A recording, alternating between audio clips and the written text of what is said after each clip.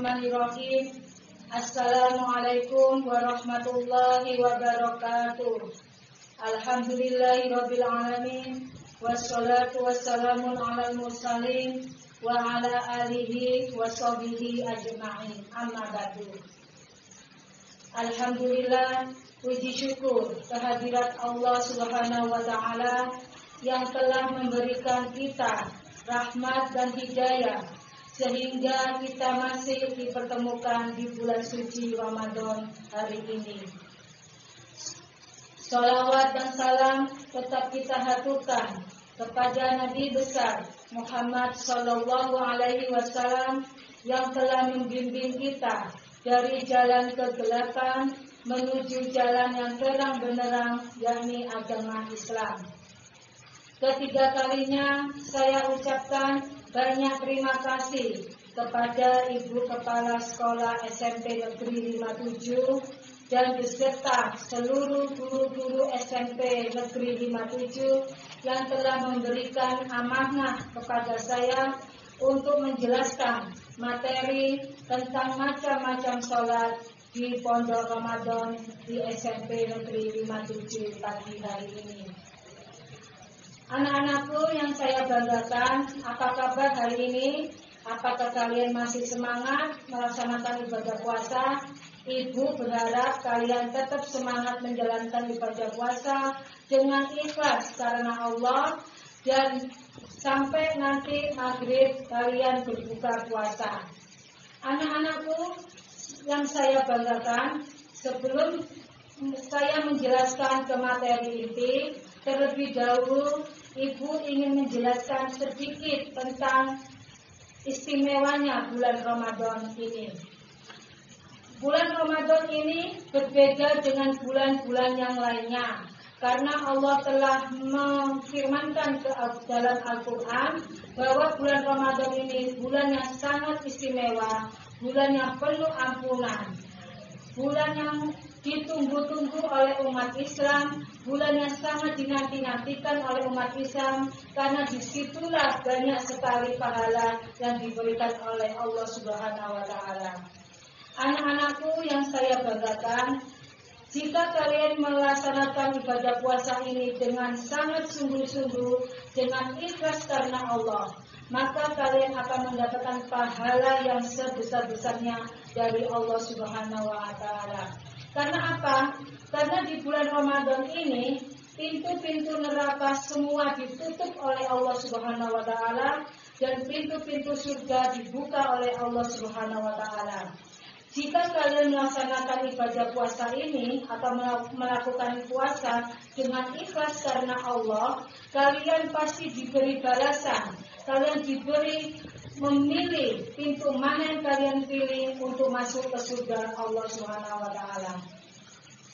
Anak-anakku, marilah sekarang kita masuk ke tema intinya, yakni macam-macam sholat sunnah dan sholat fardu. Apa sih sholat itu?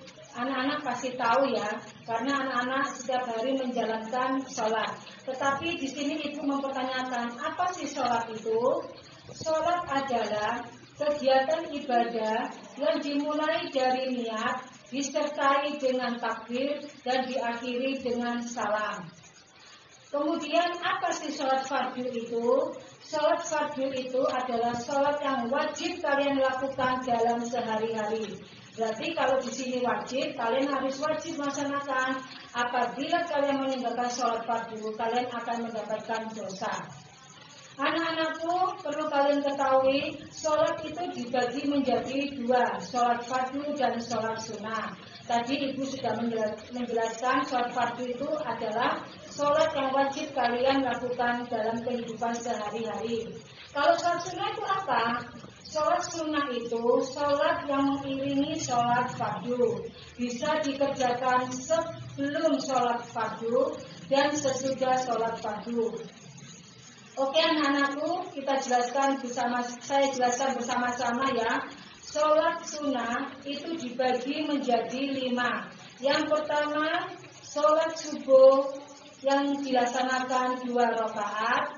Kemudian sholat zuhur yang dilaksanakan 4 rakaat. sholat asar dilaksanakan 4 rakaat, sholat maghrib dikerjakan 3 rakaat, dan yang terakhir sholat isya dilaksanakan 4 rakaat. Jadi dari beberapa sholat fardu itu bermacam-macam atau berbeda rakaatnya. Kalian harus mengetahui sebelum melaksanakan sholat ya. Kemudian masuk materi yang kedua, yakni macam-macam sholat sunnah. Tadi Ibu sudah menjelaskan apa sih sholat sunnah itu. Sholat sunnah itu sholat yang mengiringi sholat fardu. Bila kalian mengerjakan sholat sunnah, kalian pasti mendapatkan pahala. Apabila kalian tidak melaksanakan sholat sunnah, tidak berdosa. Tetapi rasanya kok eman ya kalau kita tidak melaksanakan sholat sunnah. Karena apa? Itu sholat sunnah itu merupakan tambahan atau poin untuk menyempurnakan sholat fardu kita. Karena kita tidak tahu apakah sholat fardu kita ini sudah sempurna atau sudah ikhlas karena Allah Ta'ala. Maka dari itu saya sarankan kalian di samping menjalankan sholat fardu, kalian juga harus menjalankan sholat sunnah untuk melengkapi atau menyempurnakan sholat fardu. Oke anak-anakku, kita bahas bersama-sama macam-macam sholat sunnah. Sholat sunnah itu banyak sekali macam-macamnya. Yang pertama, sholat sunnah wudhu. Apa sih sholat sunnah wudhu itu? Sholat yang dikerjakan setelah kalian menyelesaikan wudhu. Setelah kalian selesai berwudhu, kalian boleh menjalankan ibadah sholat sunnah wudhu. Kemudian yang kedua, sholat tahiyatul masjid. Nah, ini kalian dilakukan dengan tujuan untuk memberikan penghormatan terhadap masjid sebagai rumah ibadah atau rumah Allah. Jadi kalian setelah masuk masjid, kalian langsung melaksanakan sholat sunnah tahiyatul masjid 2 rakaat. Setelah itu kalian lanjutkan dengan sholat sunnah yang lainnya, dan kemudian kalian menjalankan sholat fardu. Kemudian yang ketiga, sholat duha. Sholat ini dilakukan sesudah terbit matahari hingga masuk zuhur. Sholat ini biasanya untuk atau bertujuan meminta atau memohon rezeki kepada Allah, supaya rezeki yang diberikan Allah itu berkah untuk kita dalam kehidupan sehari-hari. Kemudian yang keempat, sholat rawatib. Sholat ini dilakukan sebelum dan sesudah sholat fardu. Apabila kalian melakukan sholat sunnah sebelum sholat fardu, itu dinamakan qabliyah.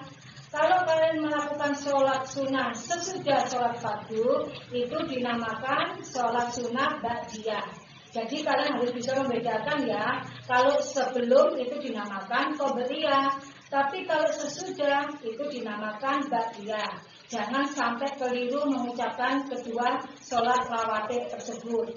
Kemudian yang kelima, sholat tahajud. Sholat ini dilakukan pada malam hari, lebih utama sepertiga malam dari kalian setelah bangun tidur.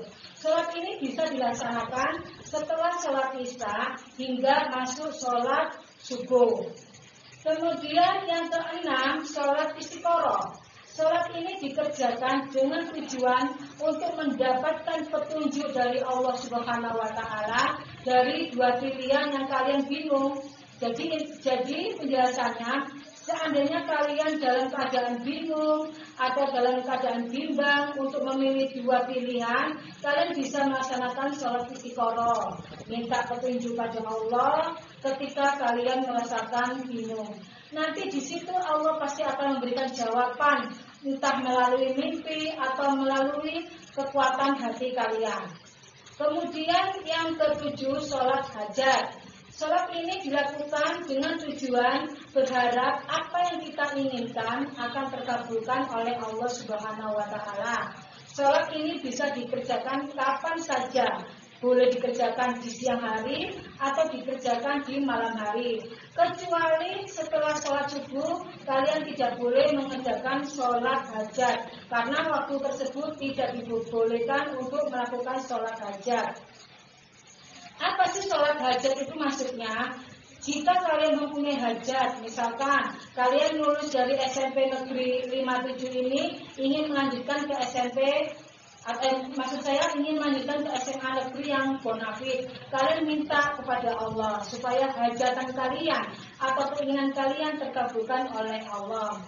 Atau kalian ingin, orang tua kalian ingin segera naik haji atau ingin menunaikan ibadah umroh, kalian bisa berdoa supaya keinginan orang tua kalian terkabulkan oleh Allah Subhanahu wa taala.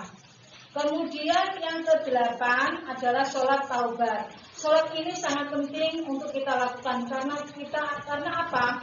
Karena kita setiap hari tidak lepas dari kesalahan, tidak lepas dari melakukan dosa. Sholat taubat ini dikerjakan dengan tujuan untuk meminta ampunan kepada Allah Subhanahu wa taala. Dengan intinya sholat taubat ini meminta ampunan, jadi kalian tidak boleh mengulangi kesalahan yang sama. Misalkan kalian sama orang tua tidak baik atau berani sama orang tua, kalian langsung sholat taubat, meminta ampunan kepada Allah kalau kalian pernah melakukan salah kepada orang tua, atau kalian pernah melakukan mencuri uangnya orang tua, misalkan ya, mencuri uangnya orang tua. Kalian sadar apa yang kalian lakukan itu salah, akhirnya kalian segera melakukan sholat taubat untuk minta ampunan pada Allah, dan tentunya kalian jangan lakukan atau diulangi lagi kesalahan yang sama. Seperti itu ya. Kemudian yang ke-9, sholat gerhana. Sholat gerhana ini ada 2, sholat gerhana matahari dan sholat gerhana bulan. Sholat ini dilakukan saat terjadi gerhana matahari dan gerhana bulan sampai matahari dan bulan terlihat kembali utuh. Jadi kalian sholat gerhana ini, setelah sholat gerhana kalian melihat matahari dan bulan kok sudah utuh kembali ya, berarti kalian sudah selesai menunaikan sholat 2 gerhana tersebut. Kemudian yang ke-10, sholat tasbih. Sholat ini memang sangat berat dilakukan, tapi setidaknya kalian harus mengerjakan. Karena apa? Sholat ini dilakukan di malam hari juga, jadi untuk kalian mungkin sangat berat ya, tapi untuk kalian yang seumur kalian atau selevel kalian, setidaknya kalian latihan untuk menjalankan sholat tasbih. Apa sih sholat tasbih itu? Sholat ini sangat dianjurkan oleh Rasulullah. Boleh dilakukan 1 minggu sekali, boleh dilakukan 1 bulan sekali, boleh dilakukan 1 tahun sekali, tapi setidaknya sekali dalam seumur hidup. Kenapa sampai dikatakan setidaknya harus dilakukan sekali dalam seumur hidup? Karena terlalu beratnya sholat tasbih bagi umat. Tapi bagi mereka yang terbiasa sholat, itu bukan masalah bagi mereka. Kemudian yang ke-11, sholat 2 hari raya. Sholat 2 hari raya ini ada 2, sholat hari raya Idul Fitri dan sholat hari raya Idul Adha. Sholat Idul Fitri ini dikerjakan setelah kalian melaksanakan atau menyelesaikan puasa di bulan Ramadan selama 1 bulan penuh. Setelah itu kalian melaksanakan sholat Idul Fitri. Tetapi anak-anakku, sebelum kalian sholat Idul Fitri, kalian disunahkan tidak boleh, kalian disunahkan boleh makan atau minum untuk sebelum kalian menunaikan sholat Idul Fitri. Sholat Idul Fitri bisa dikerjakan secara sendiri atau munfarid, bisa dikerjakan berjamaah. Tapi yang lebih utama dikerjakan secara berjamaah. Sholat Idul Fitri itu dilakukan pada tanggal 1 Syawal. Ya, ingat ya. Sholat Idul Fitri dikerjakan pada tanggal 1 Syawal. Kemudian sholat hari raya kedua apa? Sholat hari raya Idul Adha atau Kurban. Sholat ini dikerjakan pada tanggal 10 Zulhijjah. Sholat Idul Adha ini dikerjakan bersamaan dengan ibadah haji. Jadi kalian yang tidak melaksanakan ibadah haji, kalian wajib melaksanakan sholat Idul Adha. Kemudian yang ke-12 adalah sholat taraweh. Nah, ini yang tidak bisa kita ketemui di bulan-bulan yang lainnya. Sholat tarawih ini hanya kita temukan pada bulan Ramadan. Disinilah istimewanya bulan Ramadan, karena disinilah kita melaksanakan sholat tarawih secara bersama-sama. Tapi bisa dikerjakan secara sendiri-sendiri atau munfarid. Tapi yang lebih utama, sholat tarawih itu dikerjakan bersama-sama atau berjamaah, karena pahalanya berlipat ganda. Sholat tarawih dikerjakan setelah sholat isya sampai waktu masuknya sholat subuh, ya.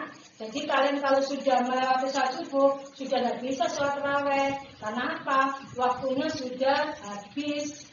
Nah, terus yang kedua adalah, maksud saya yang ke-13 adalah sholat witir. Sholat witir ini biasanya dikenal dengan sholat penutup. Maksudnya apa, Bu? Sholat penutup itu sholat yang menyempurnakan sholat sunnah yang lainnya. Sholat witir dikerjakan dengan rakaat ganjil 3, 5, atau 7. Yang penting bilangannya ganjil. Jadi kalian tidak boleh sholat witir dengan bilangan benar, karena ini sudah menjadi aturan. Kalau sholat witir itu harus dengan rakaat ganjil. Kemudian anak-anakku, saya sedikit menjelaskan atau membacakan niat sholat sunnah ya. Kalau yang dikerjakan sebelumnya, misalkan sholat subuh ya, begini lafadznya: Bismillahirrahmanirrahim. Usolli sunnatan subhi rok'ataini qadiyata lillahi ta'ala. Itu dilakukan sebelum sholat fardu qabliyah. Kalau dilakukan sesudah sholat fardu, misalkan sholat maghrib ya, Bismillahirrahmanirrahim. Usolli sunnatal maghribi rok'ataini ba'diyah mustaqbilal qiblati lillahi ta'ala. Itu contoh niat sholat sunnah yang dilakukan sesudah sholat fardu. Demikian anak-anakku pemaparan dari Ibu atau penjelasan materi pada pagi hari ini, yang materinya tentang macam-macam sholat. Semoga ilmu yang Ibu sampaikan bermanfaat untuk kita semua. Amin amin ya robbal alamin. Demikian dari Bu Widya. Wassalamualaikum warahmatullahi wabarakatuh.